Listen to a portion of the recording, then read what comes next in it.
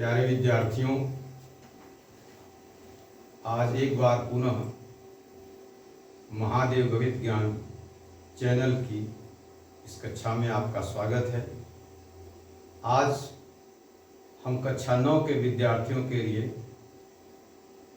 उनके गणित विषय के पुस्तक से जो टॉपिक चुना है उसका नाम है मध्य पद को दो भागों में बांटने की विधि से द्विघाती व्यंजकों के गुणनखंड ज्ञात करना।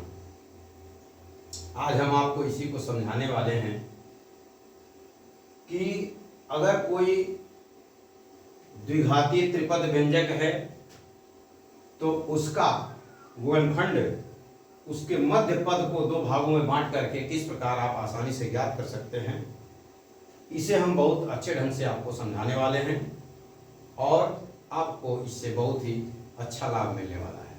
तो आइए इसका प्रारंभ करते हैं एक प्रश्न से। जैसा कि प्रश्न आप बोर्ड पर देख पा रहे हैं, प्रश्न नंबर 1 है x² + 7x + 12। इसका गुणनखंड हमको करना है। यह द्विघातीय त्रिपदी व्यंजक है। इसका गुणनखंड करने के लिए जो अंतिम पद है आपका अचर पद 12, उसका हम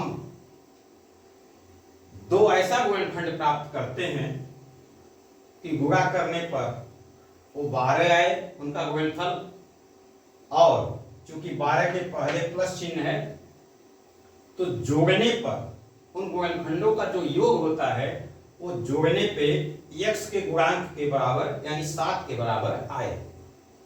तो आप जानते हैं कि 12 बराबर आप लिख सकते हैं 4 × 3, क्योंकि 4 × 12 होता है तो 12 को 4 × 3 लिख सकते हैं।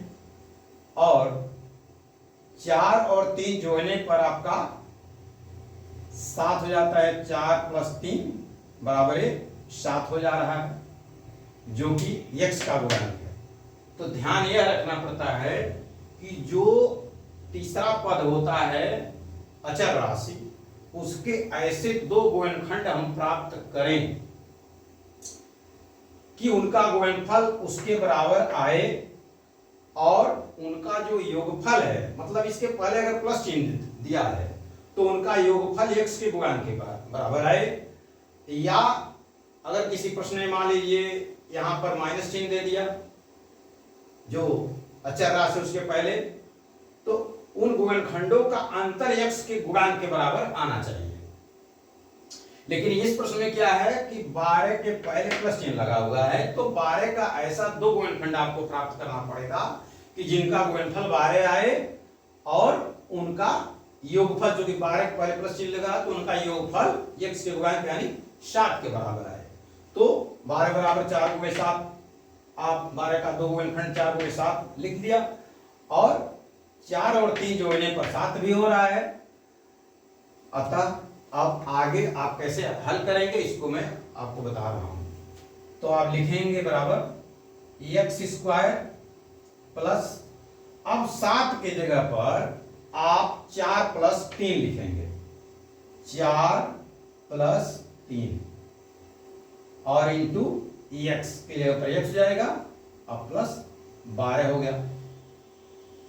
अब आगे क्या करेंगे, x² लिखेंगे, अब प्लस, अब x का इसमें गुणा कर देंगे 4 + 3 x से, तो हो जाएगा आपका 4x + 3x और प्लस से लिख देंगे 12। अब क्या करेंगे, आगे जाकर के इन दोनों पदों को लेंगे और इनमें जो कॉमन होगा वो हम यहां पर लिखेंगे। तो कॉमन क्या है इन दोनों में, x है। तो आप x से इन दोनों पदों में जब भाग देंगे तो कोष्टक लगा करके जो भागफल अंदर लिखा जाएगा, तो जब भाग देंगे दोनों पदों में बारी बारी से, तो x² में x से भाग देंगे तो x हो गया, और प्लस 4x में x से भाग देंगे तो 4 हो गया। इस तरह से आपका x × x + 4 इसके जगह पर लिखा जाएगा। और इन दोनों के जगह पर क्या आप लिखेंगे, तो देखिए प्लस का निशान ऐसे लगा दीजिए, और 3x + 12 में आपका कॉमन है 3, तो यहाँ पर 3 लिखिए और कोष्टक लगाइए, और 3 से दोनों पदों में भाग दे देंगे तो 3x में 3 से भाग देंगे तो x आएगा और 12 में 3 से भाग देंगे तो 4 आएगा। इस प्रकार से इसको आप लिख देंगे 3 इंटू एक्स प्लस 4। अब आगे देखिए, इस प्रकार से ये 2 पद बन गए, जो 4 पद थे वो 2 पद बन गए, एक पद ये हुआ, एक पद ये हुआ। अब इन दोनों पदों में जो उभयनिष्ठ है, जो कॉमन है वो लिख देंगे पहले। तो x प्लस 4 आप देख रहे हैं सब में कॉमन है, यहाँ पर x प्लस 4 लिख देंगे, इसको एक कोष्टक में लिख देंगे, दूसरा कोष्टक लगाएंगे। अब x प्लस 4 से जब इसमें भाग देंगे x इंटू एक्स प्लस 4 में, तो आपका इसमें भागफल x आता है और फिर इसमें 3 इंटू एक्स प्लस 4 में x प्लस 4 से भाग देंगे तो ये भागफल यहाँ पर 3 आएगा तो 3 लिख देंगे। तो इस प्रकार से जो द्विघाती त्रिपदी व्यंजक 3 पदों का व्यंजक x स्क्वायर प्लस 7 प्लस 12 था, उसका गुणनखंड हुआ x plus 4 into x plus 3। अब आइए एक दूसरे उदाहरण से आपको इस द्विघाती त्रिपदी व्यंजकों का गुणनखंड हम समझाते हैं। यहां पर दूसरा प्रश्न है कि 3x square plus 10x minus 8, इसका गुणनखंड आपको करना है मध्य पद को तोड़ करके, मध्य पद को 2 भागों में विभाजित करके। यहां पर देखिए जो तीसरा पद है, अंतिम पद है, वो है -8 और यहां पर ध्यान से देखिए कि x स्क्वायर का गुणांक भी कुछ लिखा हुआ है। तो x स्क्वायर का अगर कोई गुणांक यहां पर लिखा है, एक तो गुणांक लिखा नहीं जाता, अगर एक के अलावा कोई संख्या लिखी है तो आप क्या करेंगे, यहां पर जो अचर पद है उसका इसमें गुणा कर लेंगे। ये x स्क्वायर का जो गुणांक है, तो यहां पर x स्क्वायर का गुणांक 3 है और यहां अचर पद 8 लिखा हुआ है, तो 8 गुणे 3, तो 8 गुणे 3 बराबर क्या होता है, 24 हो जाता है। 8 गुणे 3 बराबर 24 हो गया। तो हम 24 का ऐसा गुणनखंड प्राप्त करेंगे कि गुणा करने पर उन दोनों का जो गुणनफल हो 24 हो जाए, और चूंकि 8 के पहले माइनस का चिन्ह लगा हुआ है तो उन गुणनफलों का जो अंतर आए वो x के गुणांक यानी 10 के बराबर आए। तो चलिए हम 24 का गुणनखंड लिखते हैं। 24 बराबर, आप जानते हैं कि 24 को 12 गुणे 2 हम लिख सकते हैं, 12 गुणे 2, क्योंकि 12 गुना 24 हो जाएगा। और 12 और 2 का जो अंतर है यानी कि 12 माइनस 2, ये बराबर 10 हो ही जा रहा है। अतः वह 2 गुणनखंड आपको मिले 12 और 2, क्योंकि 12 दूना 24 और 12 में से 10 गया, 12 में से 2 गया तो 10 हुआ। तो अब क्या करेंगे आगे देखिए, इसकी प्रक्रिया क्या है।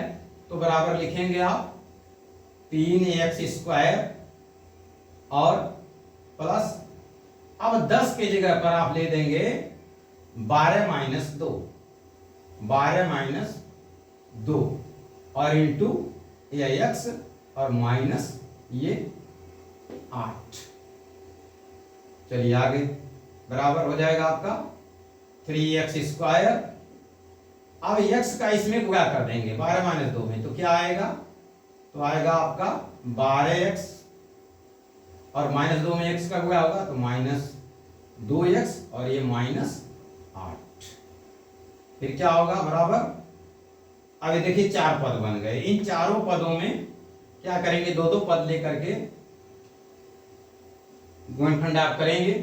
तो 3x स्क्वायर प्लस 12x, इसमें आपका जो कॉमन हो रहा है इन दोनों पदों में वो हो रहा है आपका 3x।